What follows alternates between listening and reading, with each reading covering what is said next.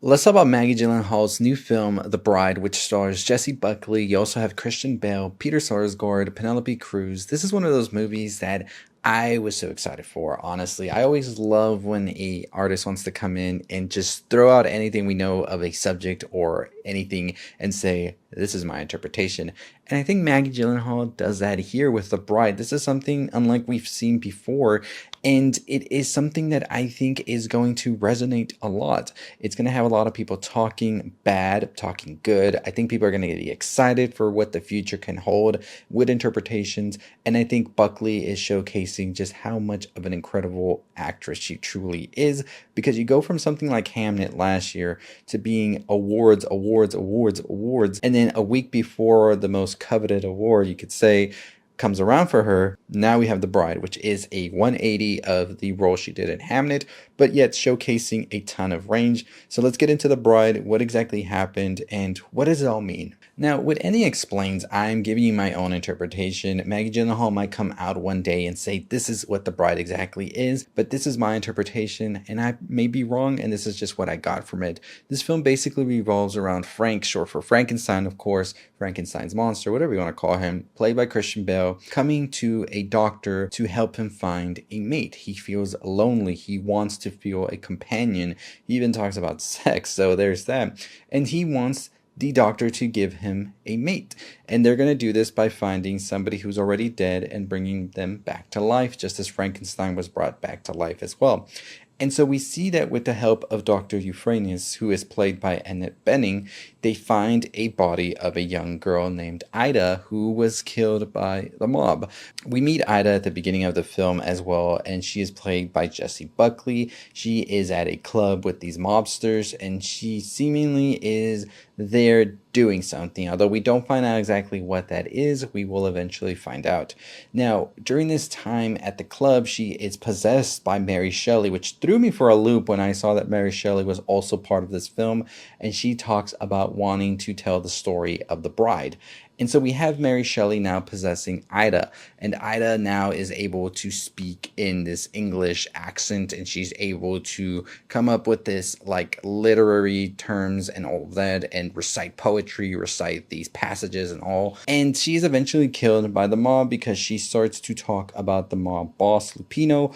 And Lupino is this guy who is notorious for cutting people's tongues out that have wronged him, and he wants this done to Ida or just her taken out. We see that the goons eventually do take her out, killing her by pushing her off the stairs as she breaks her neck and bones. And this is, of course, how Frank and Dr. Euphronious find Ida, eventually bring her back to life, but it is a very interesting resurrection because now Ida is seemingly split personality with Ida and also with Mrs. Mary Shelley, and it seems that things are not looking that good for Frank, who wanted to have a, I would assume, companion that wasn't really going to be as outspoken as Ida is, but he decides, you know what? This is still my companion. We're going to do things together. Eventually, we see that things start to take a turn when they go out and Ida is harassed, and Frank has to take matters into his own hands, and he kills the two guys that do this. This leads into an investigation that we see takes a cross-country type of trip. Bonnie and Clyde inspiration for sure, and I really enjoy the movie in this aspect right here. But I also love how avant-garde and out there it can be, where it really just decides to swing for the fences, never looking back. And that's where Maggie Gyllenhaal really earns my respect, that she is just committed to this and she is not going to make it easy or anything like that. She could have just made a crime horror like romantic gothic film, but she decided to throw in a little bit of social commentary here and there. Does it land? It does sometimes. Does it fall sometimes? It does. But I think overall it really resonates well, and that's just what I feel. I know some people don't. I think that we really are showcasing here with The Bride sort of a lot of the people that have been silenced, that have been oppressed over the years, specifically women, and how with that same anger for those women, in this case Mary Shelley and other women, in fact here with Lupino and all of that, you can sort of bring that rage into a physical form, which is The Bride, because at one point, we see the bride give a speech in front of people about these corrupt men and top officials that continue to make the system in which we see these women be oppressed, and she becomes sort of a figure of sorts, just like the Joker did in 2019, right? The oppressed have a voice and somebody who speaks for them when they didn't. And side note, this is the same cinematographer from the Joker as well as the composer from the Joker, so there's a lot going on here with it. But all of that aside, we see that the bride becomes this spokesperson of sorts for the oppressed, and also being hunted down by these two detectives played by Peter Sarsgaard and also Penélope Cruz.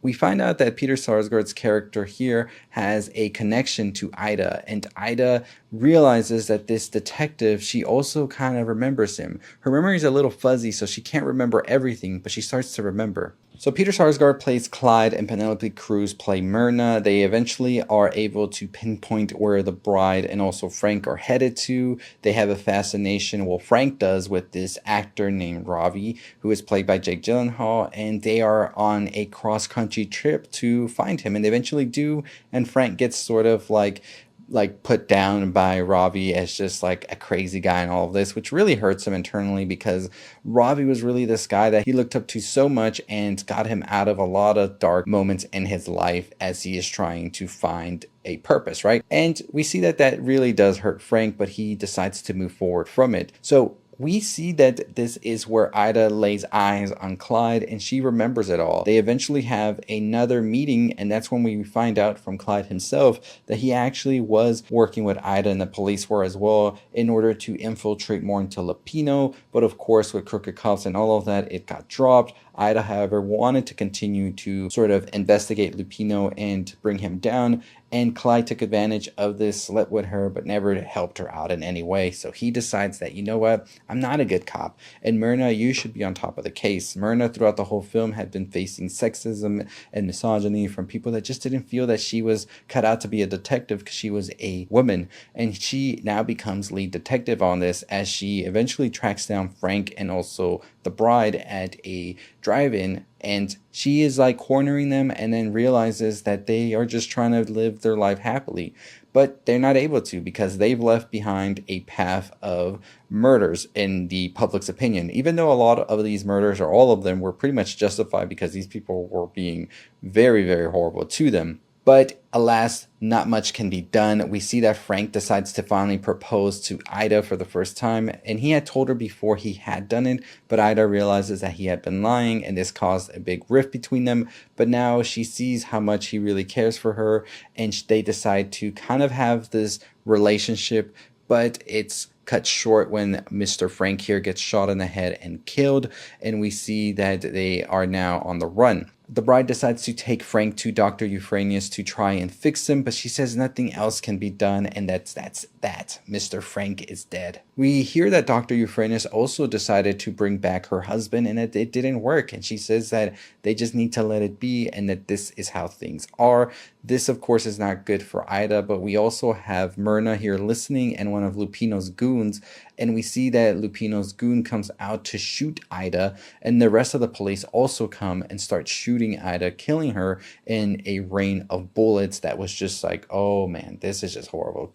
Bonnie and Clyde-esque, right? We see that the bride dies on top of Frank, and she passes away as Myrna, in disgust, tells the police to stop, and that they should set up a perimeter, that she is lead detective, and they should actually go and try and see what that goon of Lupino's doing that's escaping right now. Of course, the police are kind of pissed to take orders from a woman because they are just misogynistic assholes. And we see that they eventually do get Lupino's goon. Myrna, however, wants everybody to clear the room and to leave the scientist alone. And the reason she does this is because she knows that she can bring them back, which she tells her, like, wink, wink, bring them back, let them go. This is over with. This case is done. As we see Myrna outside with the police, we hear, of course, the electricity and the monsters come back to life. We see them hold hands as Monster Mash plays, and I was just sitting there in the dark and thinking to myself, man, Gyllenhaal just did whatever the hell she wanted to do, and it worked for me. So I was excited with this movie overall. The after credits scene that we see is of Lupino about to get that tongue sliced out by the followers of the bride. They are the followers of the bride because they also put the black lipstick like vibe that she has going on here, which was actually like blood that she spewed out when she was brought back to life, but that's like a symbol now for the bride,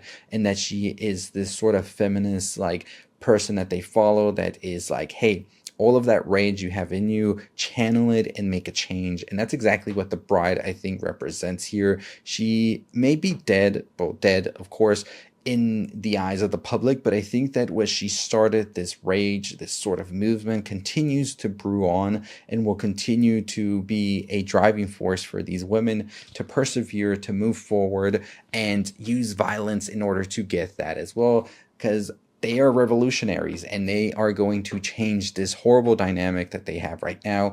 And they are inspired by the bride to do so. And that's pretty much the ending of the film right there. So I really did enjoy what Maggie Gyllenhaal did here. I think that the dynamics between Frank and the bride were also great to see, because we have Frank, somebody who is lonely, who wants companionship, forced a companionship with the bride. And at the beginning, sort of was okay with this, but as he got to know her, realized that it was wrong and all of that, realizes that it was better to form a fruitful relationship with her than to try and force her into something that she doesn't even know about, right? And I think with the bride as well, Ida was somebody who wanted change, who wanted things to be different within the law. She tried to work within the parameters of the law, but it didn't work because the whole system in itself is corrupt. So she eventually died, but is this resurrection, this reborn moment for her where she's able to bring forth that change that she wanted to, because at the end, we see this asshole Lupino finally get what he deserved for being such a menace to everybody. And pretty much the movie ends there. Do we get a sequel? I don't know. This movie was about $80 million to make. So in order to get a sequel, you're probably looking at a 150 plus. So we'll see if that happens, if the box office is good or not. We do have Hoppers coming out as well. I enjoy the film, but I can see a lot of people not liking it. I think you're either going to hate it or you love it. I think if you go into this film just seeing it as a spectacle, I think it's great. I think a lot of what happens here definitely might get people like a little bit like, it's a little bit too on the nose for me, which I get. Some things do work, some things don't. But overall, as a package, to me, the bride works. So I was excited with it. Nonetheless, let me know your thoughts, your opinions in the comments down below. And as always, hit the subscribe button, hit the notification. But we're on the road to 50,000 subscribers. Let's get to it. Let me know what you thought about the bride and its ending. So at the end, of course, like I said, the bride is alive. Frank is alive. Their hands touch. They are there. Lupino got what he gets because he was just an asshole. There seems to be a revolution that's going to happen, just like we saw in Joker 2019. And it seems to me that there could be a sequel where we see the bride and Frank maybe make their grand escape, but I like to see it that they escaped. Even if they don't have a sequel or anything, they live their life, and we are going to see a change thanks to the bride, and hopefully Ida can be happy with this. The Mary Shelley whole thing I thought was interesting, and I liked it to some degree, although sometimes I think it went on for a bit too long.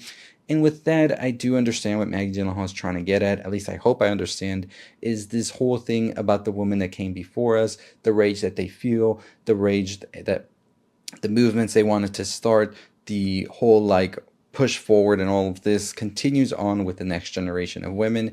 And I think that that is something that's interesting right there, although I don't know if it necessarily really works because we have a time constraint of 2 hours, and I feel like the movie already kind of felt long. So I think that's where it kind of starts to be a bit like, oh, what are we doing? Where are we going with it, right? Because then you're doing the Bonnie and Clyde with Frank and Ida. So I think there's just so much story that Maggie Gyllenhaal wanted to do, so many themes that she wanted to touch upon, and at times they work and at times they just don't. But I really did enjoy it for the most part. But yeah, by the end of it, we saw that the police eventually do kill the bride, and however Myrna decides that they monsters should be brought back to life, both Frank and the bride. That is why she gives Dr. Euphronious a chance to bring her back to life, both of these subjects, and decides to get the police out of there so that they can make an escape, because the whole public's scared of the monsters.